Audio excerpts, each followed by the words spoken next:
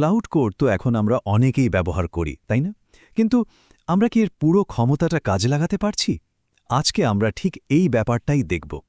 এমন 5টা পাওয়ারফুল কৌশল নিয়ে কথা বলবো যা ক্লাউড কোডের পারফরম্যান্সকে একদম নেক্সট লেভেলে নিয়ে যাবে। আমার বিশ্বাস এই আলোচনার পর ক্লাউডকে ব্যবহারের অ্যাপ্রোচটাই বদলে যাবে। ভাবুন একবার, ক্লড কোড আমার ব্যবসা চালানোর ধরনটাই একদম বদলে দিয়েছে। কি দারুণ একটা কথা, তাই না? এই একটা লাইনই বলে দেয় যে এই টুলটার পোটেনশিয়াল কতটা। এটা কিন্তু শুধু একটা কোডিং অ্যাসিস্ট্যান্ট না, এটা পুরো ওয়ার্কফ্লোকেই নতুন করে সাজিয়ে ফেলার ক্ষমতা রাখে। কিন্তু আসল সমস্যাটা কোথায় জানেন? আমরা অনেকেই এটাকে একটা সাধারণ চ্যাটবটের মতো ট্রিট করি।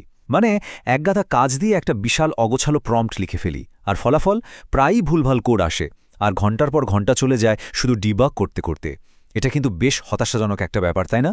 কিন্তু ভালো খবর হলো এর সমাধানগুলো কিন্তু খুবই সহজ আর এফেক্টিভ। আর ঠিক এই সমস্যাগুলো সমাধানের জন্যই আজকের এই আয়োজন। তো চলুন দেখে নিই আমাদের আজকের রোডম্যাপটা কি। এই কয়েকটা ধাপ ফলো করলেই কথা দিচ্ছি একজন সাধারণ ইউজার থেকে আপগ্রেড হয়ে একদম পাওয়ার ইউজার হয়ে ওঠা সম্ভব। ওকে, তো প্রথম আর সবচেয়ে জরুরি যে বিষয়টা সেটা হলো প্রম্পটকে ঠিকঠাকভাবে স্ট্রাকচার করা। এখানে আমরা দুটো একদম স্পেসিফিক আর খুবই কাজের হ্যাক্স দেখব। সবচেয়ে কমন ভুল যেটা আমরা করি সেটা হলো একটা বিশাল প্রম্পটের মধ্যে একসাথে গাদাখানে কাজ দিয়ে দেওয়া। যেমন ধরুন, বলে দিলাম আমার জন্য একটা পোর্টফোলিও ওয়েবসাইট বানিয়ে দাও, যেখানে হোম পেজ থাকবে, অ্যাবাউট পেজ থাকবে, আবার কন্ট্যাক্ট ফর্মও থাকবে। এই ধরনের প্রম্পট বেশিরভাগ সময় কিন্তু ঠিকঠাক কাজ করে না। ব্যাপারটা খুব সহজে বোঝা যায় এই উদাহরণটা দিয়ে। একবার ভাবুন তো, আপনার কোনো কর্মীকে যদি একসাথে 7টা কঠিন কাজ ধরিয়ে দেন, সে কি পারবে ঠিকঠাক করতে? একদমই না। এআই এর ব্যাপারটাও কিন্তু অনেকটা সেরকমই। একসাথে অনেক কাজ দিলে ওর পারফরম্যান্স কমে যায়। মানুষের মতোই এআইও ধাপে ধাপে কাজ করলেই সবচেয়ে ভালো আউটপুট দেয়। এই যে দেখুন, পাশাপাশি তুলনা করলেই পার্থক্যটা একদম পরিষ্কার। ওই বড় প্রম্পটের বদলে যদি আমরা বলি, শোনো তুমি প্রথমে শুধু ওয়েবসাইটের ন্যাভিগেশন বারের HTML কোডটা লিখে দাও, দেখুন কাজটা কত সহজ হয়ে গেল।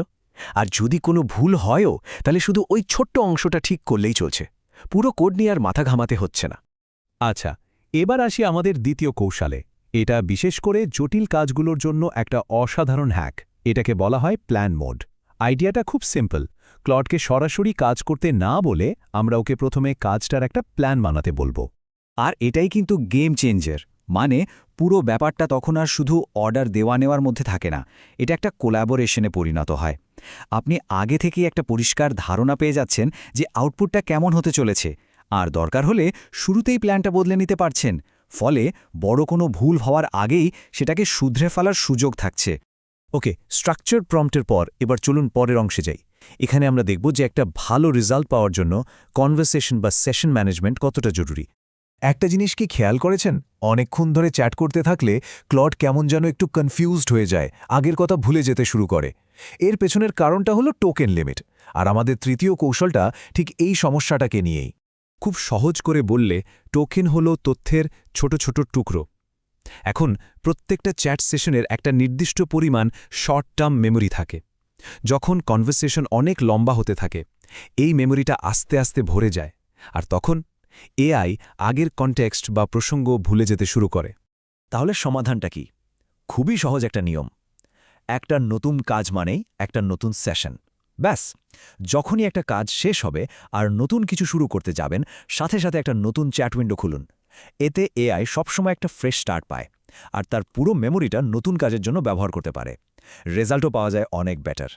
তো এবার আমরা শেষ দুটো কৌশলের দিকে এগোব, আর এই দুটো হলো অটোমেশন নিয়ে, যা আপনার ঘন্টার পর ঘন্টা সময় বাঁচিয়ে দেবে। মানে এখানে আমরা ক্লডকে শুধু একজন টুল হিসেবে ব্যবহার করব না, ওকে আমাদের পার্সোনাল অ্যাসিস্ট্যান্ট হিসেবে তৈরি করে নেব।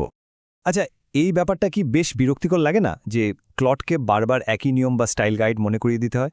যেমন প্রত্যেকবার প্রম্পটে লিখতে হয় যে পাইথন ব্যবহার করতে হবে, ভেরিয়েবলের নাম স্নেক আন্ডারস্কোর কেসে লিখতে হবে, অথবা কমেন্ট যোগ করতে হবে। এই বারবার বলার ঝামেলা থেকে বাঁচার জন্য একটা দারুণ সমাধান আছে, আর সেটা হলো একটা claude.md ফাইল ব্যবহার করা। এটা আর কিছুই না, জাস্ট একটা মার্কডাউন ফাইল, যেটা আপনার প্রজেক্টের মেইন ফোল্ডারে রেখে দিতে হবে। আর এই ফাইলটা আপনার প্রজেক্টের জন্য একটা পার্মানেন্ট ব্রেইনের মতো কাজ করবে। আপনি এখানে একবার আপনার সব নিয়মকানুন, যেমন সব কোড পাইথন 3.9-এ লিখবে বা সব ফাংশনের জন্য ডকস্ট্রিং অ্যাড করবে, এগুলো লিখে রাখলেন। এরপর থেকে ক্লড নিজে থেকেই প্রত্যেকটা সেশনে ওই নিয়মগুলো পড়ে নেবে আর সেগুলো ফলো করবে। কি দারুণ, তাই না? ওকে, এবার আসছি আমাদের সবচেয়ে অ্যাডভান্সড কৌশলে। এটাকে বলা হয় স্কিল তৈরি করা। এটা হলো পাওয়ারফুল আর রিইউজেবল অটোমেশনের একটা অসাধারণ উপায়। সোজা কথায়, একটা স্কিল হলো একটা জটিল প্রম্পট যেটা আপনি একটা সহজ কমান্ড দিয়ে বারবার ব্যবহার করতে পারবেন। এই বাস্তব উদাহরণটা দেখুন, তাহলে এর পাওয়ারটা বুঝতে পারবেন। যেমন কেউ একজন একটা YouTube content idea generator skill বানিয়েছেন। এখন শুধু একটা কমান্ড দিলে এটা ইন্টারনেট ঘেটে সেরা আইডিয়াগুলো নিয়ে আসে। প্রতিদিন একই লম্বা প্রম্পট লেখার দিন শেষ। ভাবুন তো, আপনি হয়তো /YouTube আইডিয়া নামে একটা স্কিল বানালেন। এই একটা কমান্ডের পেছনে হয়তো ৫-৬টা ধাপের একটা প্রম্পট কাজ করছে।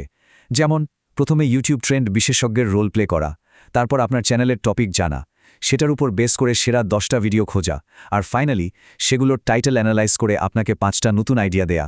এই পুরো কাজটা হয়ে যাচ্ছে জাস্ট একটা কমেন্টে। তো আমরা আলোচনার একদম শেষ পর্যায়ে চলে এসেছি।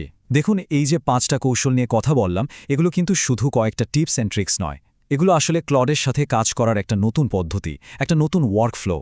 চলুন তাহলে এক নজরে দেখে নিই আমাদের আজকের মূল আলোচনার বিষয়গুলো। প্রম্পটকে ছোট ছোট ধাপে ভাগ করা, জটিল কাজের জন্য প্ল্যান মোড ব্যবহার করা, প্রত্যেক নতুন কাজের জন্য নতুন সেশন শুরু করা, প্রজেক্টের নিয়মগুলো একটা ক্লড এমডি ফাইলে রাখা, আর বারবার করতে হয় এমন কাজগুলোকে স্কিল দিয়ে অটোমেট করা। এই ব্যাপারগুলো মনে রাখলেই হবে। আর বিশ্বাস করুন, এই কৌশলগুলো ব্যবহার করা শুরু করলে কাজ যে শুধু দ্রুত হবে তাই নয়, কাজটা হবে অনেক বেশি নির্ভুল, নির্ভরযোগ্য আর আপনার পুরো কন্ট্রোলে। তখন আর শুধু একজন সাধারণ ইউজার হয়ে থাকবেন না, হয়ে উঠবেন একজন সত্যিকারের পাওয়ার ইউজার। তো শেষ করার আগে একটা প্রশ্ন রেখে যাই। একবার ভাবুন তো, এই কৌশলগুলো আপনার প্রতিদিনের কাজের ধরনে ঠিক কী ধরনের পরিবর্তন আনতে পারে? আপনার প্রোডাক্টিভিটি কতটা বেড়ে যেতে পারে? সম্ভাবনা কিন্তু সত্যিই অসীম।